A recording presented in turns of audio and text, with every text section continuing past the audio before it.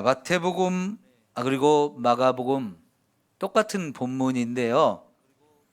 우리가 기도할 때 뭐 하고 기도하라는 거예요? 믿고 기도하라고 그랬죠? 그럼 뭘 믿으라는 걸까요? 네? 믿고 기도하라 그러는데 뭘 믿고 기도하라는 거예요?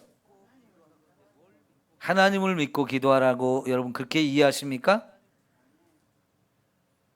똑같은 본문인데 마태복음하고 마가복음하고 표현이 약간 달라요. 마태복음에는 기도할 때 무엇인지 믿고 구하면 다 받을 거라고 그랬는데요.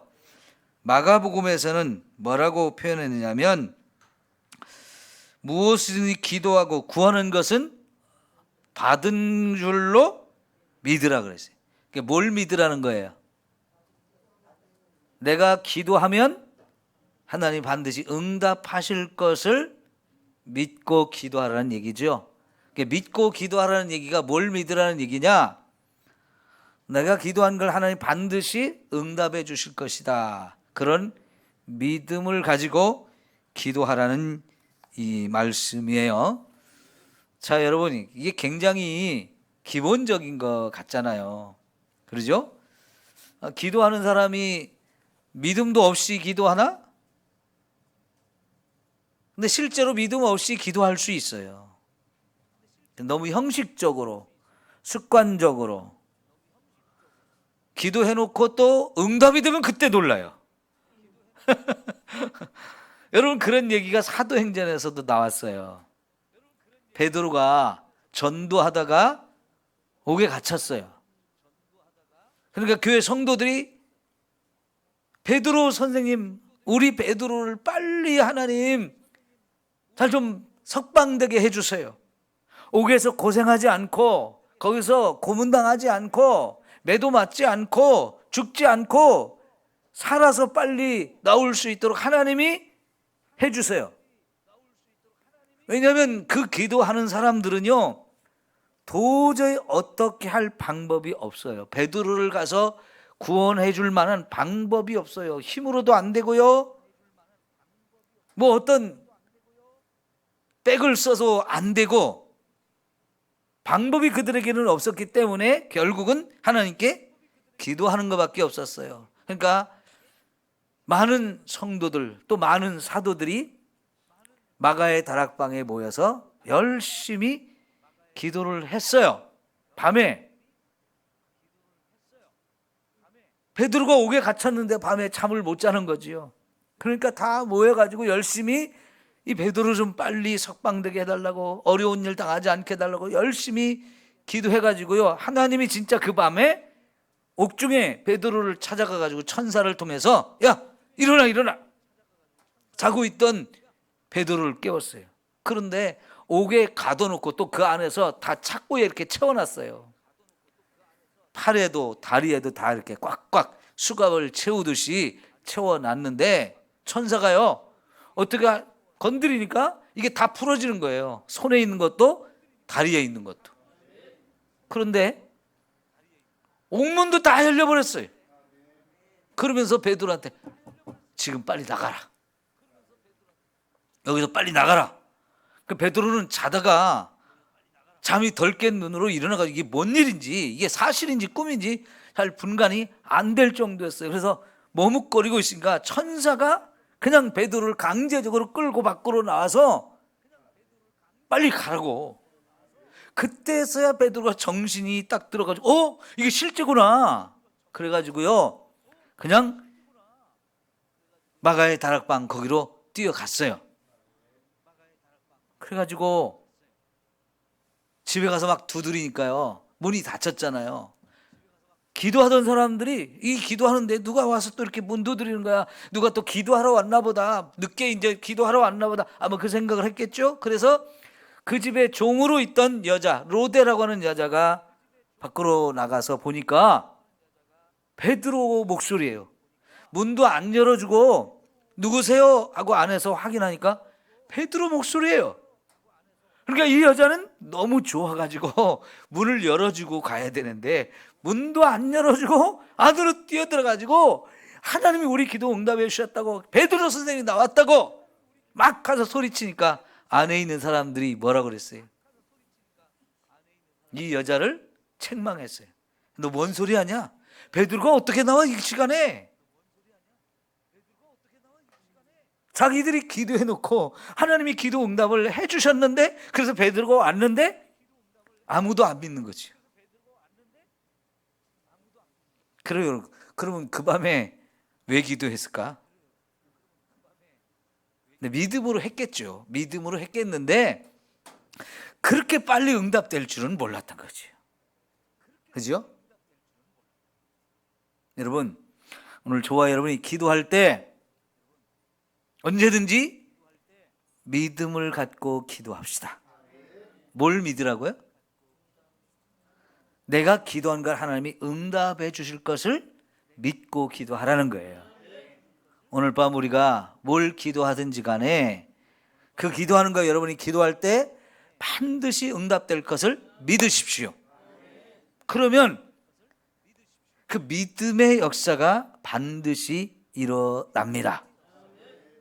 예수님께서 많은 병자들을 치료할 때 예수님이 병자를 찾아간 적도 있지만은 사실은 사람들이 예수님께 병을 고치려고 하는 마음을 가지고 왔어요. 다 사람들이 찾아온 거예요. 그 찾아오는 사람들의 마음속에 뭐가 있었겠어요? 믿음이지요.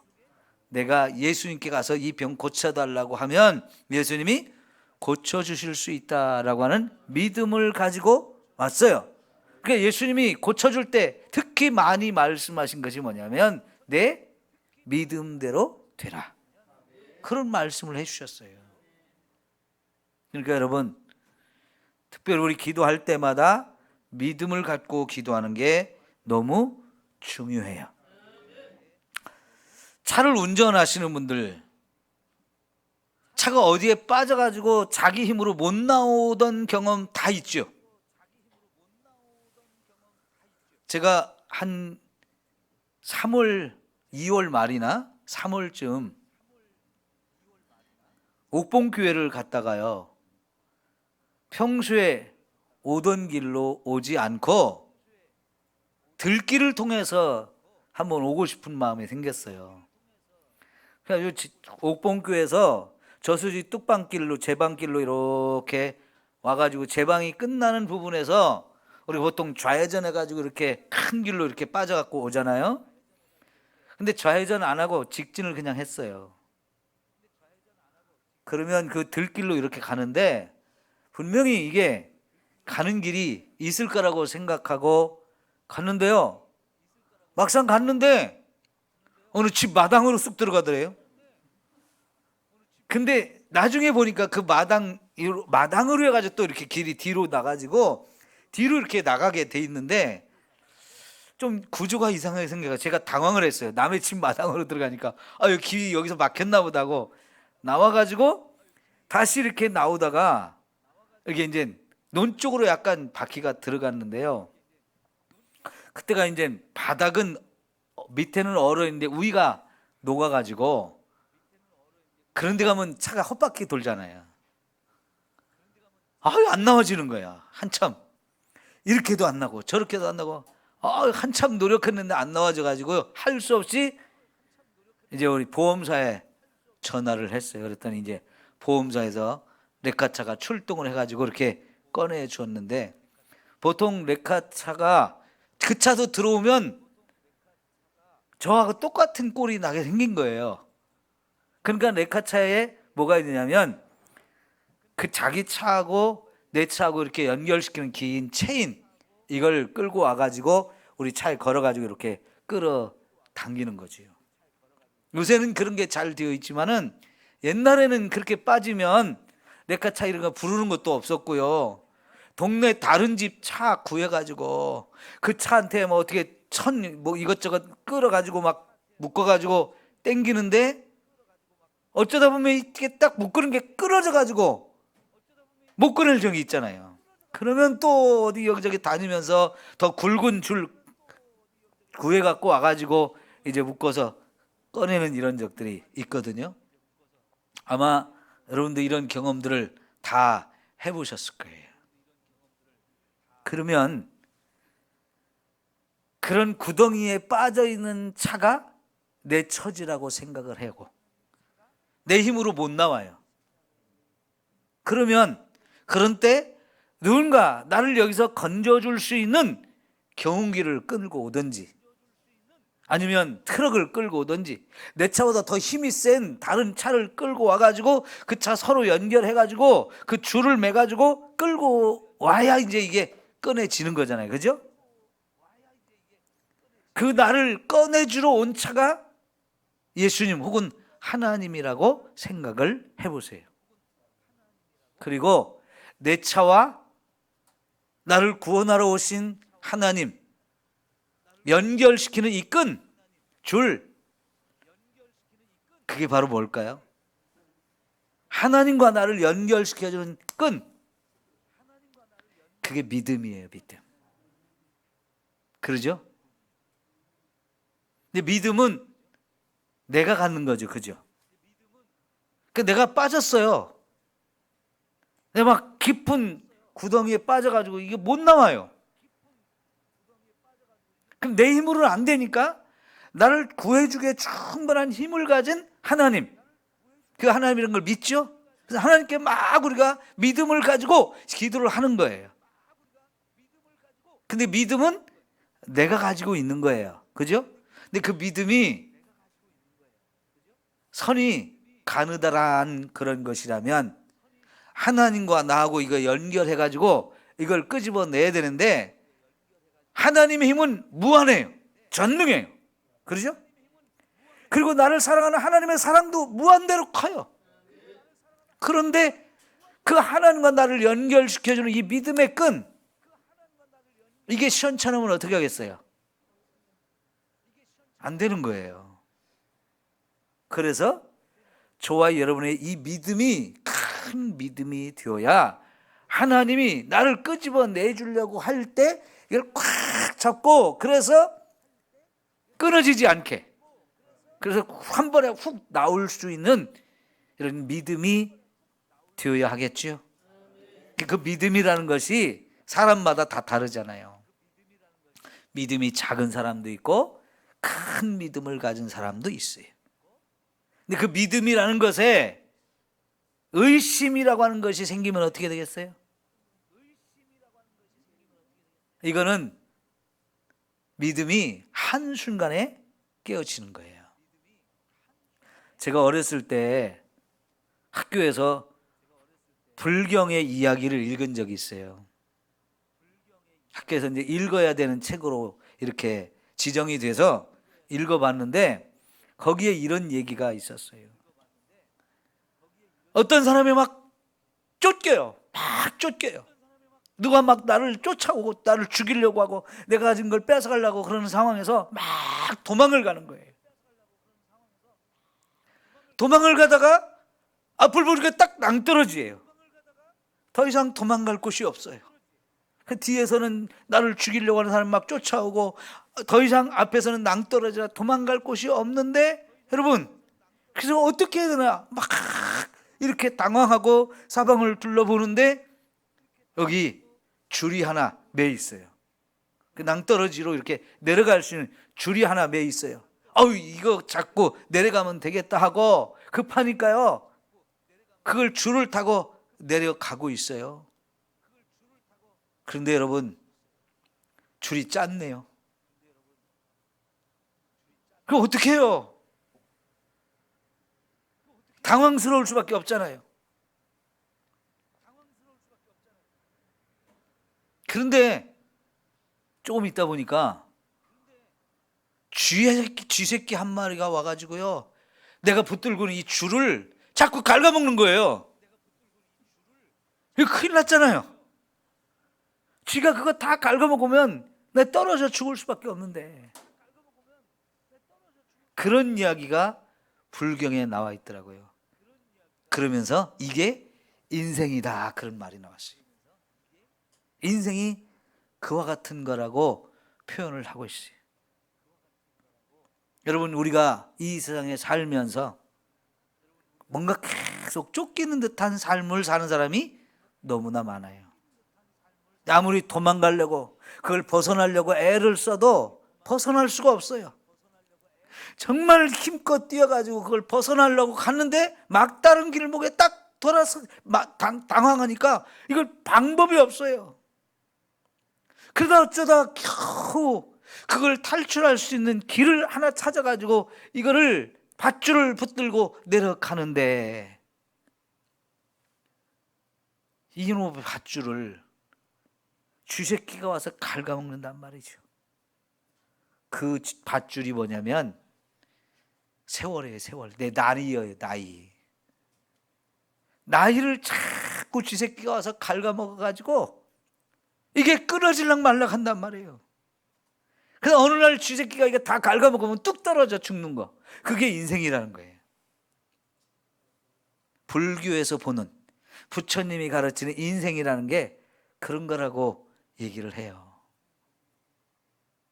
여러분, 살다 보면 저와 여러분이 깊은 수렁에 빠져가지고 내 힘과 능력으로 나오지 못해서 어찌할 바를 모를 때가 참 많죠. 때로는 질병이 저와 여러분을 그렇게 만들어요. 때로는 사람과의 관계가 우리를 그렇게 만들어요. 내가 열심히 다해서 내 모든 걸 쏟아부어서 하던 일들이 실패해서 또 그렇게 되어져요. 사방을 둘러보아도 길이 보이지 않고 이제는 끝인 것 같다는 그런 상황들이 저와 여러분에게 많이 오지요. 그때마다 하나님께서는 저와 여러분에게 내가 있다, 나를 불러라, 나를 찾아라, 내게 기도하라, 이런 말씀을 하시거든요. 그때 저와 여러분이 기도할 때, 하나님이면 충분히 나를 건져주실 수 있어. 그분은 전능하시고 그분은 나를 사랑하시기 때문에 내가 그 하나님께 기도하면 하나님은 나를 반드시 구해 주시고 필요한 것들을 해결해 주시고 내 기도를 응답해 줄 것이라는 이 믿음을 갖고 하는 기도, 이게 필요하다는 거죠. 그래서 여러분, 이 믿음을 갖고 기도한다는 게 너무너무 중요한 거예요. 예수님과 나를 연결하는 끈, 그게 믿음이에요. 그 믿음이 있으면 기도할 수 있어요. 그래서 기도할 때 언제든지 믿음을 갖고 기도하라고 말씀하고 있는 거지요. 그때 저와 여러분의 믿음이라는 게 큰 믿음이 되어야 한다는 얘기죠. 거기 아까 의심이라는 게 끼어들면 믿음도 자꾸만 갉아먹어서 한순간에 믿음이 깨져요. 그래서 여러분, 야고보서 4장에는 기도하면서 의심하지 말라고 그랬어요. 기도하면서 의심하지 말라고요. 기도하면서도 의심을 갖고 있으면 여러분 어떻게 되느냐? 그거는 바람에 요동치는 바다 물결과 같다 그랬어요. 그래서 믿음을 갖고 기도하다가 중간에 의심이 생기면 그런 사람은 받을 줄을 생각하지도 말아라 그랬어요. 여러분, 그래서 저와 여러분이 이 믿음을 갖고 기도하는 게 너무너무 중요한 거죠. 예? 가장 기본적인 것이지만은 생각해 보면요, 기도하는 게 너무 중요해요. 오늘 몇몇 분들하고 그런 얘기 했어요. 여러분, 먹는 거 중요해요, 안 중요해요? 예?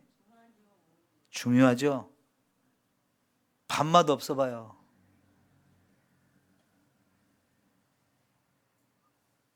밥맛 없는 사람이 밥 먹으려면 때 돌아오면 그것처럼 괴로운 게 없어요. 입맛은 없는데 때가 돌아왔어. 병원에서 수술하거나 이래가지고 입원해 있는 사람들 대부분 그런 경험을 하잖아요. 막 수술하고 약 먹고 막 이러면 입맛이 턱 떨어져 가지고 밥때가 되어서 밥을 갖다 주는데, 또 병원밥 왜 그렇게 또 맛이 없어요? 그죠? 집에서 먹는 밥하고 병원에서 먹는 밥은 틀려가지고 왜 이렇게 병원밥이 맛이 없어? 근데 그거 때 들어오면 참 먹는 게 힘들어요. 여러분, 잘 싸는 거 중요해요, 안 중요해요? 그죠? 진짜 그거보다 중요한 게 없어요. 먹었는데 이게 잘 싸는 거 너무너무 중요해. 여러분, 의외로 싸는 게 안 돼가지고 힘든 사람 많죠. 변비 걸린 사람들.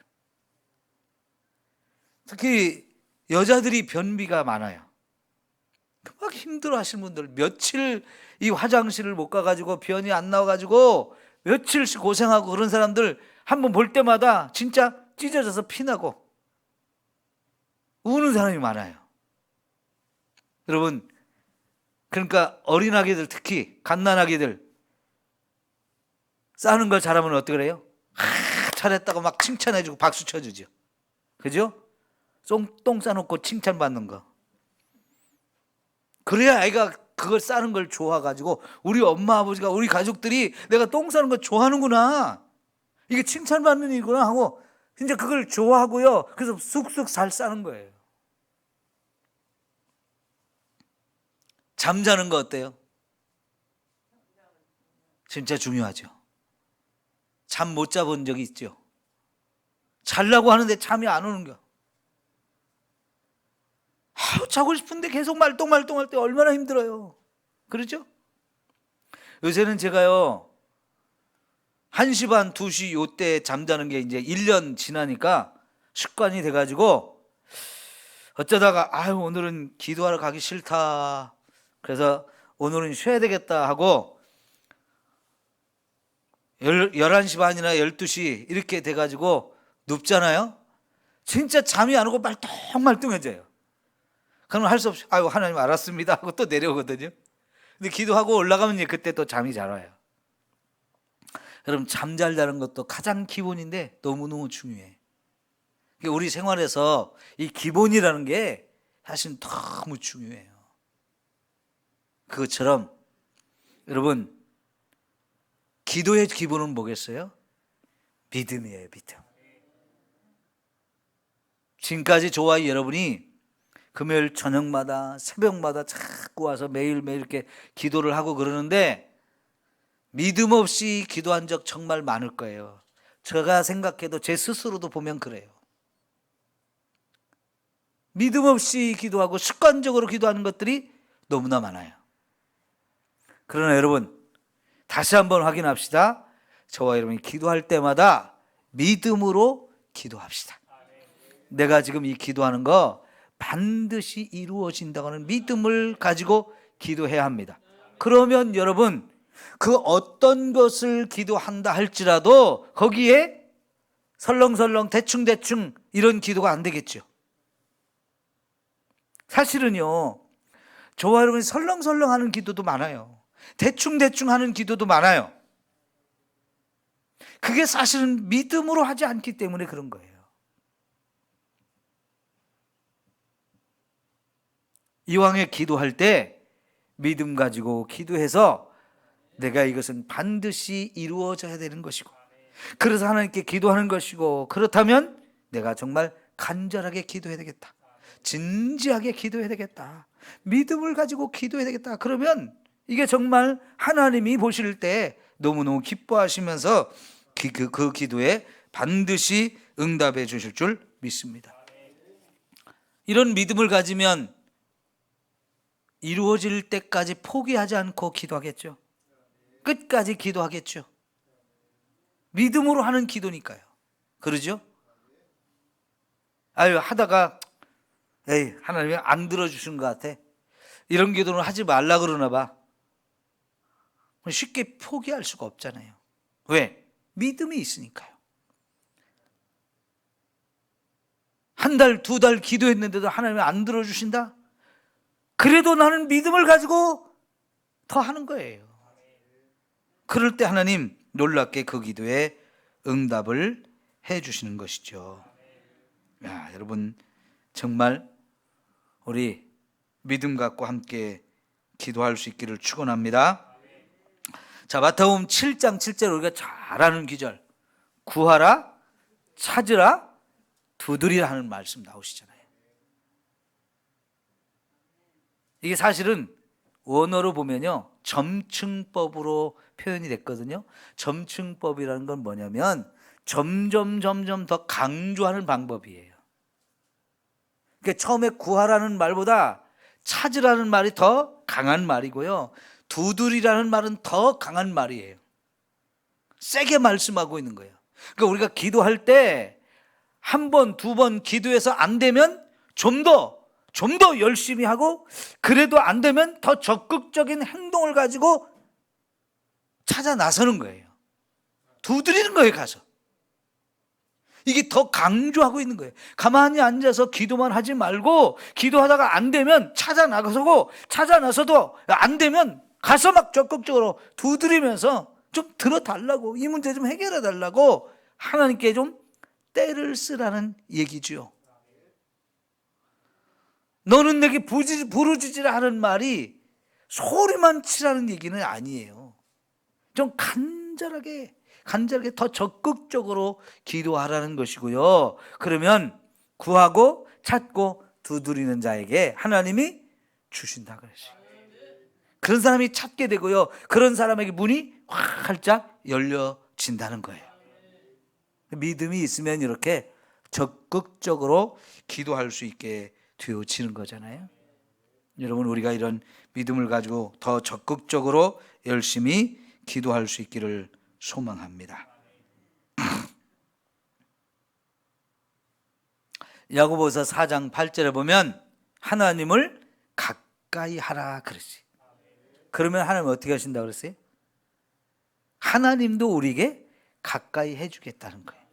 그러니까 저와 여러분이 먼저 하나님을 가까이 할 때 하나님이 보시고 네가 나를 찾는구나 하면서 하나님이 가까이 와 주시겠다고 말씀해요. 그럼 반대로 해보세요. 우리가 하나님을 안 찾으면 하나님도 가까이 안 오시겠다는 거예요. 하나님을 멀리 두기를 원하십니까? 아니면 하나님과 가까워지기를 원하십니까? 믿는 저와 여러분들은 하나님과 더 가까워지기를 원하잖아요. 그런 마음을 가지고 하나님을 자꾸 찾으세요. 그러면 하나님이 더 찾아와 주시고 만나 주신다 그랬어요. 천국은 어떤 사람들의 것이라고 그랬어요? 침노하는 사람들의 것. 침노한다는 건요, 내가 그걸 자꾸 내 것으로 만들려고 막 쳐들어가는 거예요. 그 천국에 내가 들어가려고, 그 천국이 내 것이 되게 하려고 천국으로 자꾸 가서 막 침노를 하는 거예요. 그럴 때 그런 사람에게 천국문이 열려지게 해 주신다라고 약속을 하시는 거잖아요. 여러분, 예수님이 겟세마네 동산에서 기도할 때 대충 설렁설렁 하는 기도였어요? 아니면 간절하게 하는 기도였어요? 사실 예수님은 그때 간절한데 제자들은 어땠어요? 왜 잠자고 있는 거예요? 뭘 기도해야 될지를 모르는 거예요. 뭘 기도해야 될지를 모르는 거예요. 여러분, 저희 어머니도 참 기도를 많이 하시고 열심히 하신 분인데, 어렸을 때는 저희 어머니가 뭘 기도하는지를 몰랐어요. 제 생각에는 우리 가족들을 위해서 그렇게 열심히 기도하는 걸로 알았어요. 물론 우리 가족을 위한 기도 제일 중요하게 생각하셨을 거고 제일 많이 하셨을 것 같아요. 근데 여러분도 그러죠? 내 가족을 위한 기도 제일 많이 하시고 여러분이 제일 중요하죠? 근데 가족을 위한 기도 아무리 길게 해도 30분 이상 되나요? 안 되나요? 안 되죠? 그것도 매일 기도하시는 분들, 가족을 위해서 매일 기도하는데 그게 10분 정도 하고 나면 사실은 다 해요. 근데 왜 기도를 많이 하시는 분들은 1시간도 하고 2시간도 하고 막 그러죠? 뭘 그렇게 기도할까요? 남들이 그렇게 오래오래 기도하는 게 이해가 안 가는 분들이 많이 있어요. 뭘 기도할까? 왜? 그 사람한테는 기도할 제목이 없어요. 그러죠? 여러분도 내가 뭘 기도해야 되지? 기도 제목이 없을 때가 있어요. 근데 여러분, 정말 저와 여러분이 기도의 지경이 넓어지기를 원합니다. 이 야베스가 지경을 넓혀달라고 기도를 했는데, 단순히 그게 땅만 넓혀달라, 내 땅 좀 많이 달라고 그런 땅 부자 되고 싶은 욕심으로 했을까요? 오늘 우리는 그거를 좀 다양하게 생각할 줄 알아야 돼요. 땅을 많이 주시면 좋겠죠.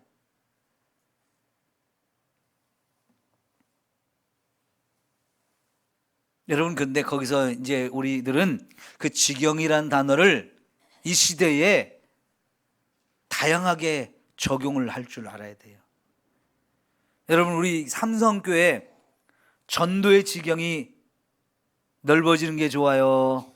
신풍동만 우리 전도구역으로 생각하는 게 좋아요? 넓어져야죠. 당연하죠. 여러분, 저 경기도 화성에서 우리 교회를 오겠다는 분이 있어요. 매주 올 수 있으면 더 좋고 한 달에 한 번이나 두 번이라도 와서 예배를 드리고 싶대요. 좋아요, 안 좋아요? 오지 말라고 할까요? 가까운 데 다니라고 할까요? 그분이 탈북자예요. 여러분, 탈북민이 경기도 화성에 사는데 우리 교회 와서 예배 드리고 싶다. 지난번에 한 번 와서 여기 2부 예배 여기 앉아서 제일 앞에 앉아서 예배를 드렸었거든요. 그랬더니 가가지고 너무 따뜻했다고. 자기 지금까지 살아보면서 그렇게 따뜻함을 처음 느꼈다고. 생각해 보세요. 이북에서 살다가 중국으로 탈북해가지고 거기서 살다가 이제 브로커에게 돈 주고 한국에 왔어요. 그러니 여러분, 그 사람이 중국에서 따뜻한 사랑을 북한에서 따뜻한 사랑을 받아봤겠어요? 중국에서 따뜻한 사랑을 받아봤겠어요? 한국 땅이라고 왔는데 참 이상하게 우리 한국 땅에요, 탈북민에 대한 부정적인 인식들이 사실은 꽤 많습니다.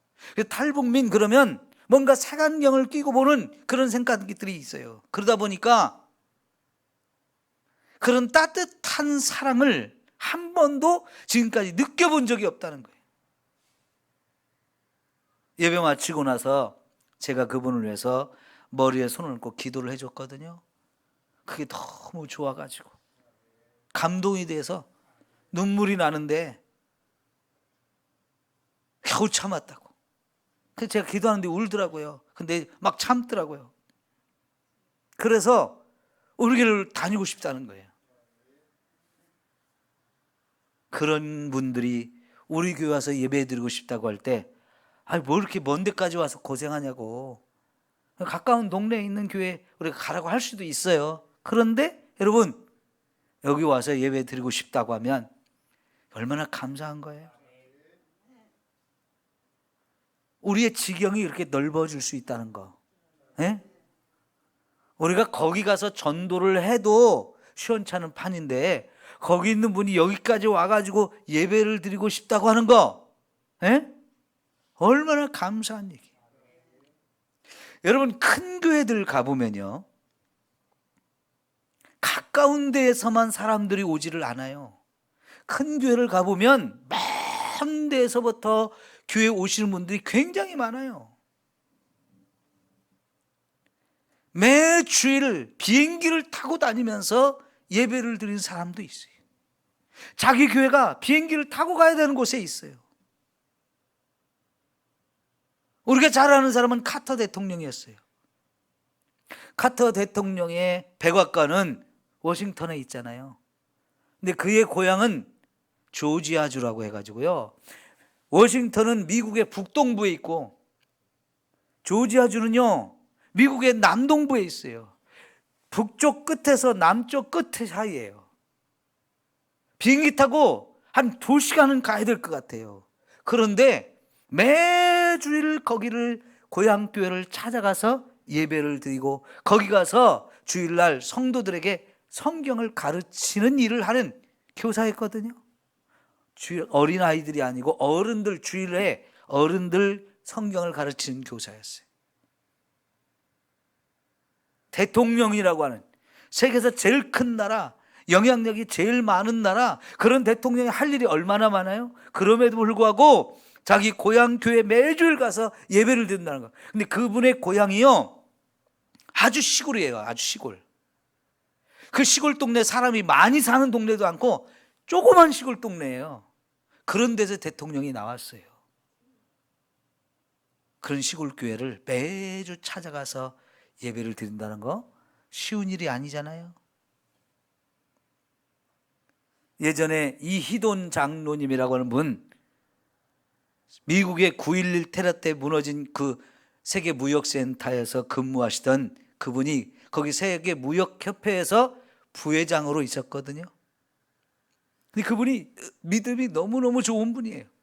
이런 분들은요, 다른 나라에 세계에 어마어마하게 출장을 많이 다니는데 다른 나라에 가면요, 그 나라의 대통령보다, 아니 다른 나라의 대통령이 온 것보다 더 극빈하게 대접을 해주는 그런 위치예요. 왜냐하면 그런 분들이 하는 일들이 한 나라의 경제를 좌지우지하는 역할들을 하기 때문에 어마어마하게 대접을 해줘요. 그런데도요, 그런 일들을 보러 가도 주일날이 되면 꼭 미국에 있는 자기 교회 가서 예배를 드리는 분이었어요. 어느 나라에 가 있든지 간에. 그만큼 주일날 자기 교회 가서 예배 드리는 걸 중요하게 생각하고요. 그렇게 아무리 중요한 일을 하러 갔다가도 절대로 주일은 아무 일도 안 하고요, 자기 교회 가서 본국의 비행기를 타고 가서 예배를 드리고 다시 가더라도 일이 안 끝나서 그 중간에 그렇게 하고라도 또 가서 할망정 주일 예배는 꼭 지켰던 거예요. 얼마나 귀해요. 그래서 그런지요, 우리나라에도 여전히 부산에서 서울, 서울에서 부산 이 정도를 그냥 주일 예배 자기 교회 가서 지키려고 매주 이렇게 기차를 타거나 비행기를 타거나 자가용을 운전하거나 해서 그렇게 예배에 참여하는 사람들이 정말 많아요. 여러분, 대전의 중문교회 장경동 목사님 여러분 잘 알잖아요. 그 목사님 교회도 크잖아요. 근데 왜 그렇게 클까요? 대전의 교회 주변에 있는 사람만 오는 게 아니기 때문에 그래요.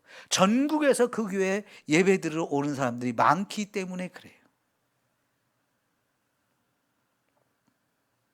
여러분, 지경이 넓어진다는 거 꼭 필요한 일이에요. 그것처럼 여러분, 저와 여러분의 기도의 지경도 넓어져야 돼요. 내 가족만을 위한 기도하면 평생 그거밖에 못해요. 거기에서 여러분, 하나님 나에게 기도 제목을 좀 자꾸 주세요 하면서 하나님이 저와 여러분에게 누군가 관심을 갖게 하고 어떤 기도의 제목을 주실 때는요, 그거에 정말 사명감을 가지고 간절함을 가지고 간절하게 기도를 하세요. 그러다 보면 그 기도가 응답이 되어진 걸 저와 여러분이 경험할 때 얼마나 큰 감격이 있을까요? 나하고는 아무 상관도 없고 아무런 관심도 없던 거였는데 어느 날 하나님이 그 기도를 하게 하실 때, 여러분 이거는 엄청난 은혜예요. 나의 기도를 통해서 그 일을 하고 싶은 거예요. 하나님이 그런 기도의 응답을 주실 때는 여러분 진짜 그 기도를 붙들고요, 열심히 기도하세요. 내 가족을 위해서 하는 기도보다도 더 중요하게 생각하고 하셔야 돼요. 저는 그렇게 기도하다 보니까 우리 가족을 위한 기도는 일주일에 한 번 정도밖에 안 하는 것 같아요. 많으면 2번 정도. 다른 기도가 훨씬 더 많아요. 물론 성도 여러분들을 위한 기도도 많고요, 우리 나라를 위한 기도도 많이 해야 되고 한국 교회를 위한 기도도 많이 해야 되고 여기저기 선교사들을 위한 기도도 많이 해야 돼요. 하나님이 그런 기도의 제목을 저한테 자꾸 주시니까 제가 그런 기도 하나하나를 소홀히 여기지 않고 설렁설렁 대충대충 할 수가 없어요. 매일매일 기도를 해도 그런 기도들이 많기 때문에 계속해서 그 기도 붙들고 기도하게 되어지는 거예요. 여러분, 그래서 여러분의 기도의 지경이 넓어지셔야 돼요. 그럴 때 기도 시간을 짧게 할 수가 없는 거예요. 왜? 할 기도가 많으니까. 기도 제목이 많아지니까. 정말 여러분의 기도의 지경이 많이 넓어지고요. 그래서 기도의 일꾼으로 여러분이 쓰임받기를 축원합니다. 마지막으로요, 우리 마가복음 5장에 보면 12회를 혈루증으로 앓던 여인이 나와요. 한번 그 여인을 치유의 과정을 한번 생각해 봅시다. 12년 동안 이 여인이 계속 하혈하는 병이 있었다. 여자분들은 그 하혈하는 병이 굉장히 고민스러운 병이에요. 빨리 치유를 받아야 되는데 12년 동안 그런 과정을 거치면서 여러분 치유받으려고 많은 노력을 했는데도 불구하고 이게 치유가 안 된 거예요. 용하다는 의사 계속 찾아다니는데 오히려 그게 더 괴로움을 당하는 일이었다고요. 있는 재산도 다 허비해버렸다는 거예요. 그러면 그 얘기를 가만히 생각해 보면 사실 이 여자가 돈도 좀 있었던 여자인 것 같은데 그 병을 치료받기 위해서 돈을 계속 쓰게 됐는데 더 치료는 안 되고 그러다 보니까 있는 돈까지 다 소비한 거예요. 그게 가난해진 거예요. 여러분, 우리말에 긴 병에 효자 없다고 그러죠. 그럼 이 여인이 그렇게 12년 동안 그 하혈하는 병을 앓고 있을 때 그러면 결혼 생활도 이게 쉽지 않아요. 그 남편한테 정말 외면당하고 무시당하고 관계가 끊어졌을 가능성도 많죠. 가족들이 그 여자를 돌봐주는 게 처음에는 다 열심히 했겠지만 이 12년 정도 되면 그 쉬운 일이 아니잖아요. 여러분, 그러다가 죽으면 그때는 사람들이 안타까워서 막 이러지만요, 죽기 전에는요 이미 다 포기해버렸고 관심도 시들해지고요. 그러니까 혼자 고생하는 거죠. 혼자. 그 엉망이었을 거예요, 삶이. 주변에 가까운 사람도 다 관계가 끊어지고 혼자 고통스럽고 혼자 힘든 이런 과정을 거쳤을 텐데, 자, 어느 날 예수님의 소문을 듣고 예수님에게 가면 낫겠다라고 하는 이런 믿음이 생겼어요. 그 왔는데 큰일 났어요. 그날따라 예수님 주변에 사람이 너무나 많아요. 왜 많았습니까? 회당장 야이로가 자기들이 병들어 지금 죽어가고 있다고 정말 절박한 심정으로 와서 예수님 꼭 우리 집에 가서 우리 어린 딸 좀 살려주세요 부탁하니까 예수님이 알았다고 하면서 그 집을 가는데 사람들이 이제 관심이 막 집중돼 가지고요, 예수님이 죽어가는 아이를 고치러 간대 막 금방금방 소문이 나가지고 가는 길에 점점 사람이 많아가지고 확 길이 복잡한 거예요. 여러분, 서울에 가서 출퇴근 시간에 지하철 한번 타보신 경험 있나요? 와, 서울 같은 데서 지하철 이 출퇴근 시간에 타려고 하면요, 요즘은 그래도 좀 나아졌어요.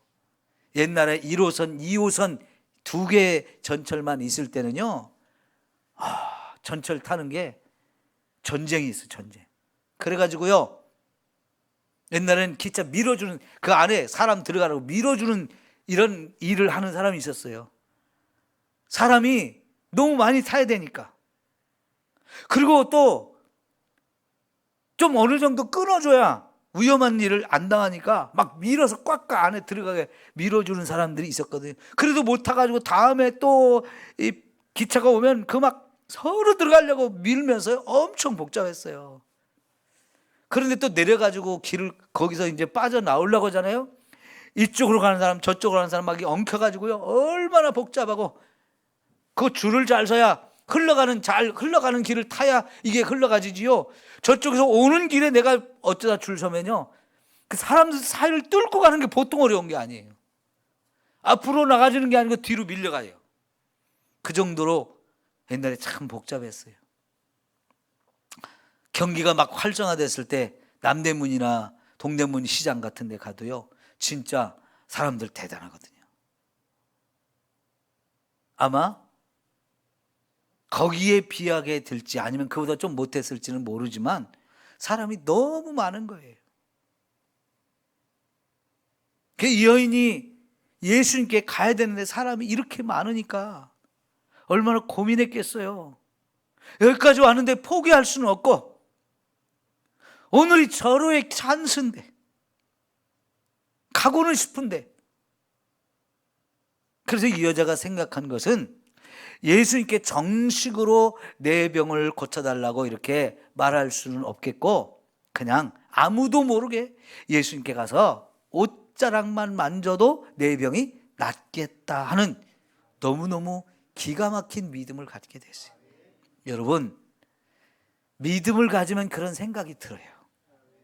믿음을 가지면 절박하면 지푸라기라도 짚고 싶은 마음이 생기듯이, 이 여인이 얼마나 절박하면 그런 마음을 가졌겠어요. 그러니까 어쨌든 사람들 사이를 뚫고 들어가서 여러분 예수님의 이 옷자락으로 만지려고 하는 그 필사적인 마음이 있었을 텐데, 생각해 보세요. 12년을 그 병을 앓았으면 이 여자가 힘이 넘치겠어요? 아니면 비리비리 하겠어요? 당연히 비리비리 할 수밖에 없잖아요. 그러면 그 많은 사람들 틈을 뚫고 간다는 것도 쉬운 일은 아니에요. 오히려 가다가 떠밀려가요. 떠밀려가.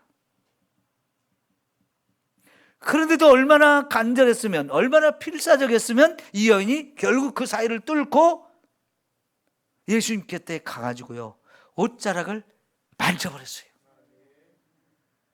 이게 기도하는 마음이고, 이런 믿음이 있을 때 저와 여러분의 기도가 응답되어질 줄 믿습니다.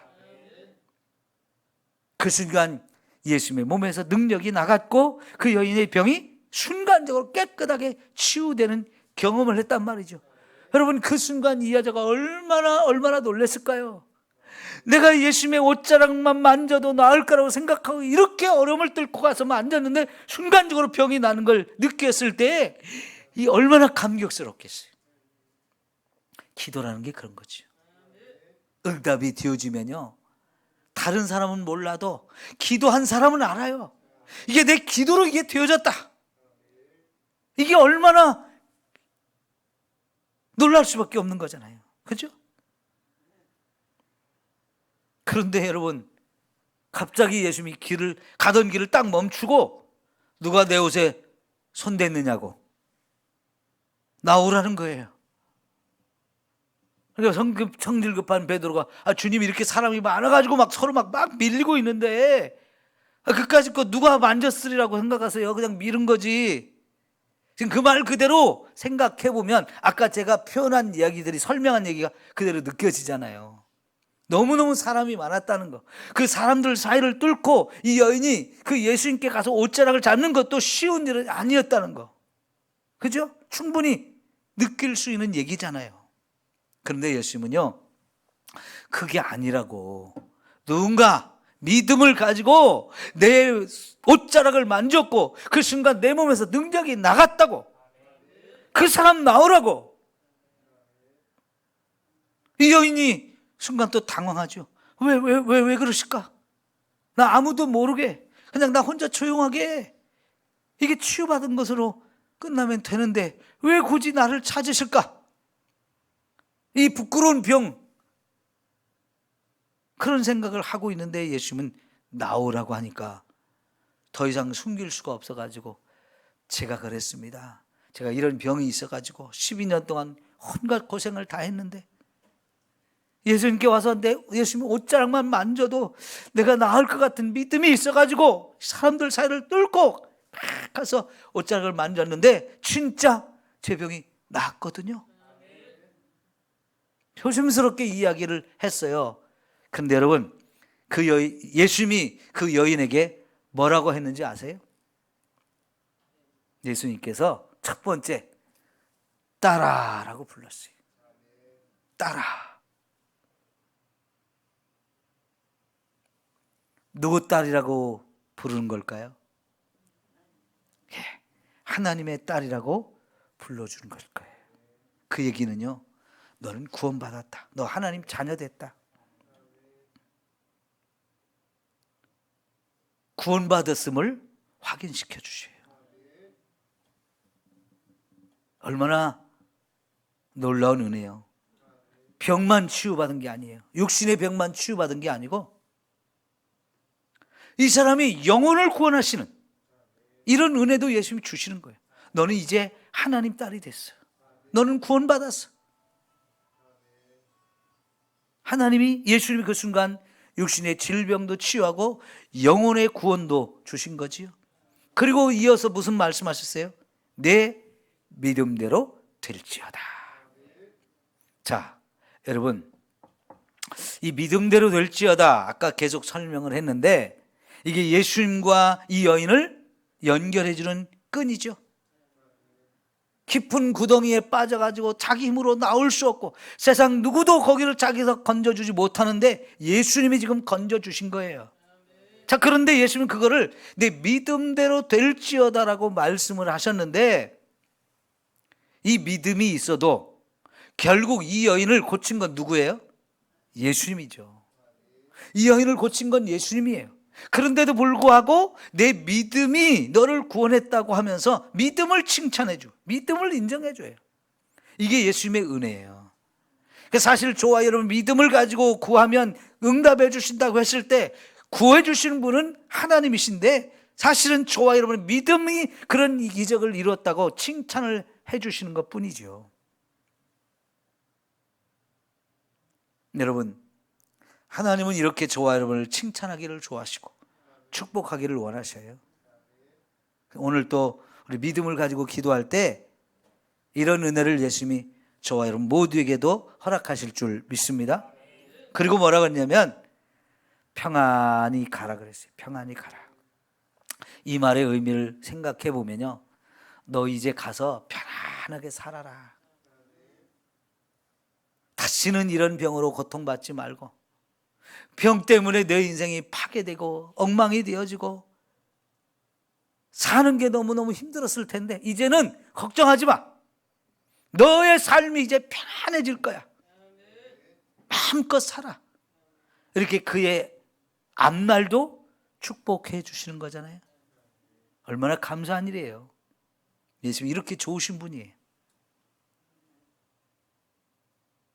한순간에 예수님 만나가지고 12년 동안 그렇게 엉망이 된 이 여인의 삶이 완전히 역전되어졌어요.